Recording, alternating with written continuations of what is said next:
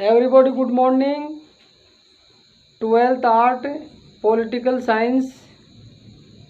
देखिए, आप सभी को पता है कि पिछली साल हम 21 मार्च 2020 से जो है लेकर के अब तक जो है इस विश्वव्यापी महामारी से जूझ रहे थे।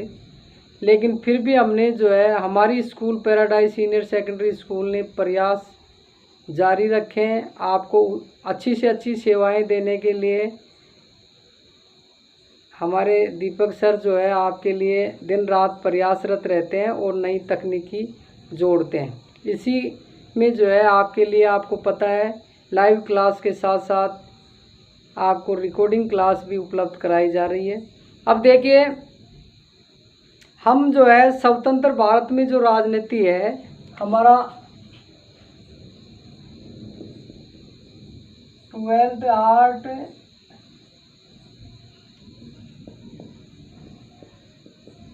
पॉलिटिकल साइंस में हमारा जो लेसन पहला जो इसका भाग है वो देखिए, स्वतंत्र भारत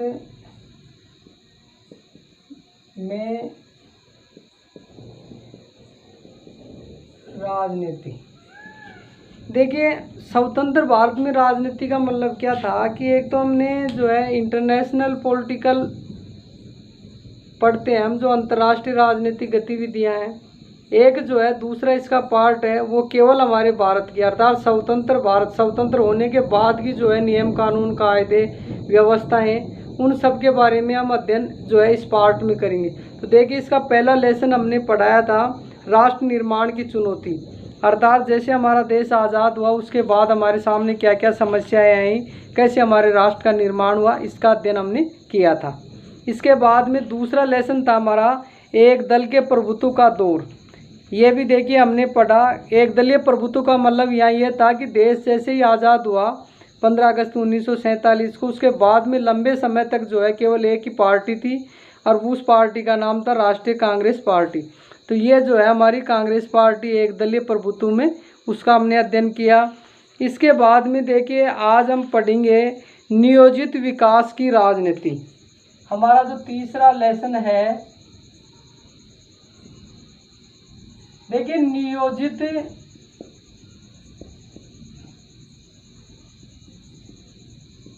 विकास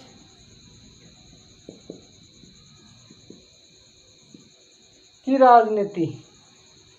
देखिए, नियोजित शब्द है, ये शब्द जो है इंग्लिश में हम प्लानिंग कह सकते हैं।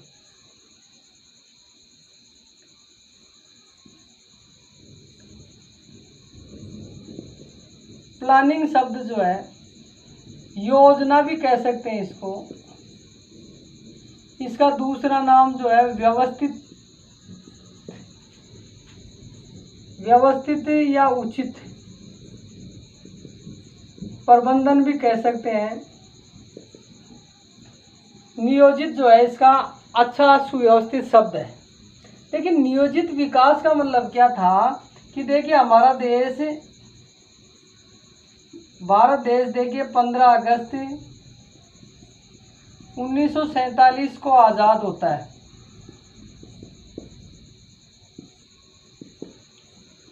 जैसे ही देश आज़ाद हुआ तो देखिए हमारे देश के सामने बहुत सारी समस्याएं थी।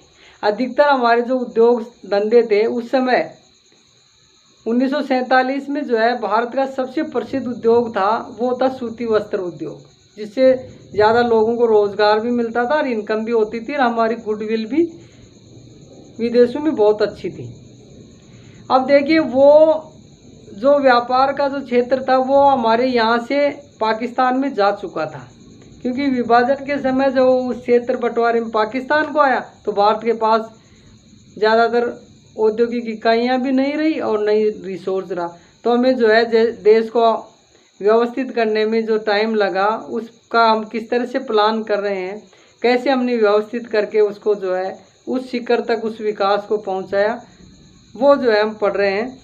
तो देखिए, जैसे ही आज़ाद हुआ तो हमारे सामने देखिए मुख्य जो समस्या थी उस समय, वो देखिए विस्थापन की थी। विस्थापन की समस्या, विस्थापन का मतलब क्या था कि उस समय लोग दो ही व्यवस्थाएं थी। एक व्यवस्था थी ये जो इस्लाम को मानने वाले हैं, जो मुस्लिम हैं वो पाकिस्तान में, जो हिंदू हैं वो भारत में। तो पब्लिक जो है अपना प्रस्थान दो मुल्कों में स्टार्ट कर दिया। स्टार्ट करने के सामने ज़्यादातर लोगों के जो मकान थे, व्यवस्थाएं थी, व्यापार कारोबार सब जो है इधर उधर हो गया। तो ऐसे में जो है सरकार उनको व्यवस्थित करने में एक प्लान बनाया उसके अनुसार। दूसरी जो समस्या थी वो देखिए खाद्यान्न।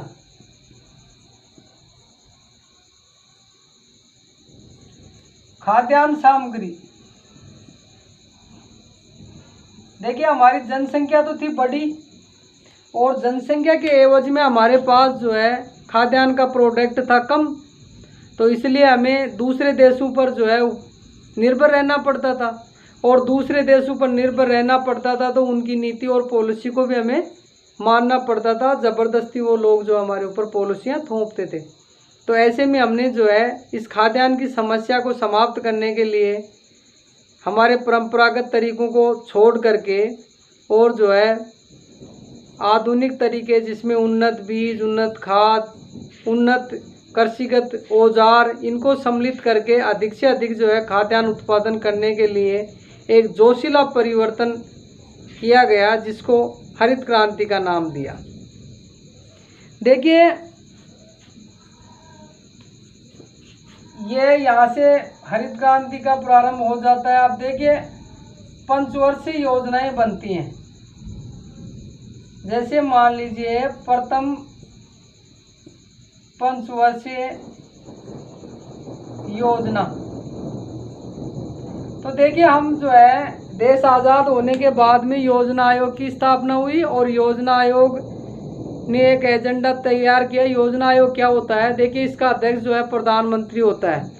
उपाध्यक्ष जो है जो विशेष आर्थिक गतिविधियों या आर्थिक व्यवस्था में विशेष ध्यान रखता है, अर्थव्यवस्था का जिसको अच्छे नॉलेज होता है उसको जो है इसका उपाध्यक्ष बना दिया जाता है। इसके सदस्य होते हैं।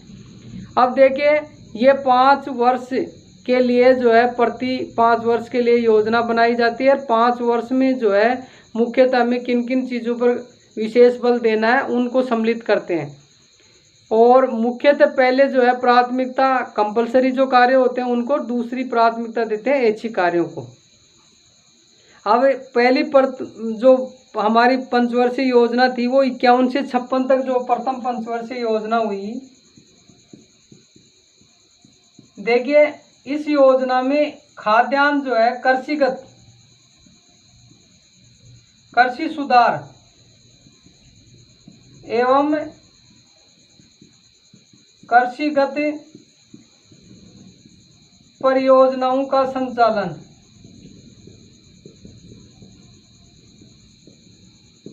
कैसे, जैसे मान लीजिए कृषिगत योजना तो है ही, उसके अलावा जैसे सिंचाई की है उसमें जैसे बांकरा नांगल परियोजना है। ये सबसे बड़ी जो परियोजना है जो मुख्य रूप से बहुउद्देशीय परियोजना जिससे बिजली भी उत्पादित की जा सकती है, सिंचाई भी की जा सकती है। तो ऐसी योजना भी जो है इस पंचवर्षीय योजना में शामिल किया गया। अब देखिए प्रथम पंचवर्षीय योजना में जो है मुख्य रूप से इसी व्यवस्था को हमने कृषिगत क्षेत्र को ध्यान में रख करके और कृषिगत व्यवस्था और हमारा जो खाद्यान्न की जो समस्या थी इससे निपटने के लिए प्रयासरत रहे और हमने जो है कुछ सफलताएं पाई। इसके बाद में देखिए हमारी जो औद्योगिक इकाइयां थी वो आपको पता है कि भाई जैसे ही विभाजन हुआ, विभाजन के बाद में जैसे मैंने पहले बताया कि पाकिस्तान के हिस्से में अधिकतर उद्योग धंधे भारत के चले गए तो औद्योगिक इकाइयां हमारी ठप थी। और औद्योगिक इकाइयां ठप थी तो हमारी आर्थिक गतिविधियां जो है कमज़ोर पड़ गई थी क्योंकि विकास पूर्ण रूप से हो नहीं रहा था। अब दूसरी बात क्या हुआ कि इसके बाद में औद्योगिक विकास को तेज़ करना था हमारे को, और औद्योगिक विकास को तेज़ करने के लिए हमें इम्पोर्टेंट क्या था कि दूसरी जो पंचवर्षीय योजना है उस दूसरी पंचवर्षीय योजना में हमने प्राथमिकता जो है उद्योग औद्योगिकरण को दी। और औद्योगिकरण को जो है प्राथमिकता देने का मतलब ये था कि देखिए 56 से 67 तक द्वितीय जो पंचवर्षीय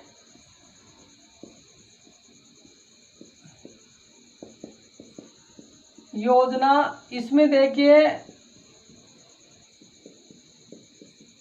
औद्योगिकरण का तीव्र गति से विकास,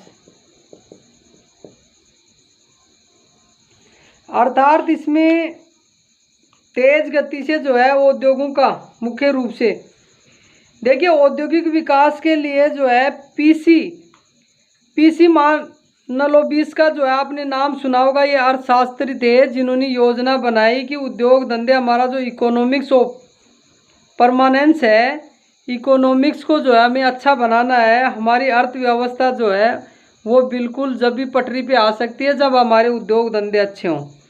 तो उन्होंने जो है औद्योगिक इकाइयाँ थी, उनके लिए उद्योग जो स्थापित करने वाले लोग थे उनको कुछ प्राथमिकताएं दी, कुछ लोन व्यवस्था उपलब्ध कराई, कुछ विद्युत कनेक्शंस उपलब्ध कराए।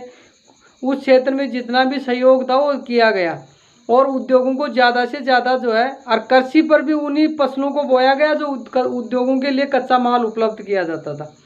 तो ये जो है औद्योगिक व्यवस्था को मुख्य रूप से सही और व्यवस्थित करने के लिए दूसरी पंचवर्षीय योजना का विशेष ख्याल जो है उद्योगों पे रखा गया, या ये मान लीजिए कि दूसरी पंचवर्षीय योजना में उद्योगों को प्राथमिकता दी गई, जिससे हमारा औद्योगिक ढांचा जो है पूर्ण रूप से विकसित हुआ।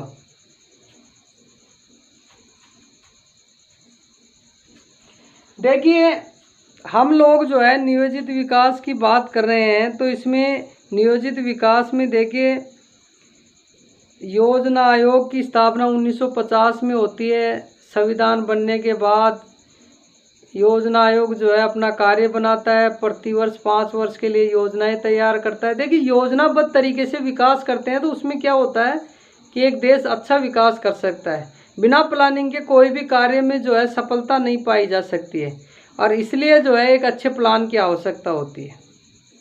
तो देखिए अब आगे जो है इसके बारे में हम अगले अध्याय में पढ़ेंगे।